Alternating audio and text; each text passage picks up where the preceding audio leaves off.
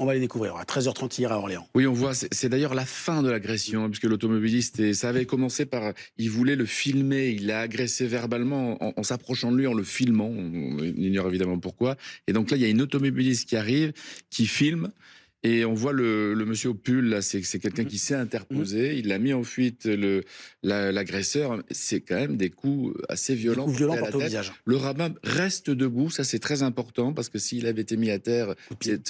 oui, c'est tout de suite des zones. On voit qu'il a son chapeau, il a perdu son chapeau, et que l'agresseur donne un coup de pied au chapeau, hein, qui est le symbole du rabbin. C'est ces chapeaux de rabbin très, très reconnaissables. C'est vraisemblablement pour ça qu'il a été identifié par cet individu comme étant un rabbin.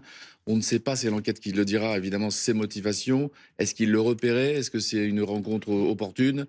C'est depuis hier soir, il est un jeune de 16 ans, hein, qui est en garde à vue. On verra évidemment avec Laurent Valdiguier. Mais que sait-on des faits qui se sont déroulés donc en pleine rue hier?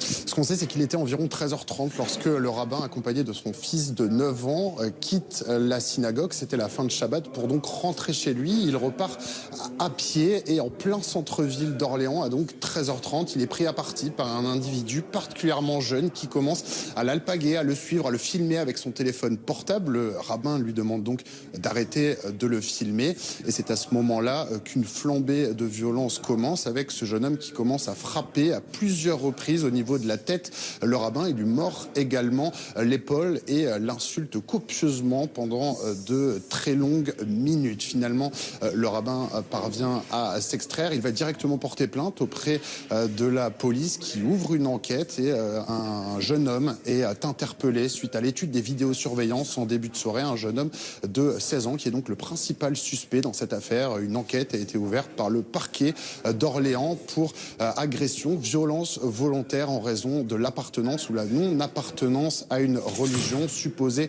ou réelle. Quant au rabbin, il est particulièrement choqué, nous dit-on, mais il n'a pas de séquelles physiques.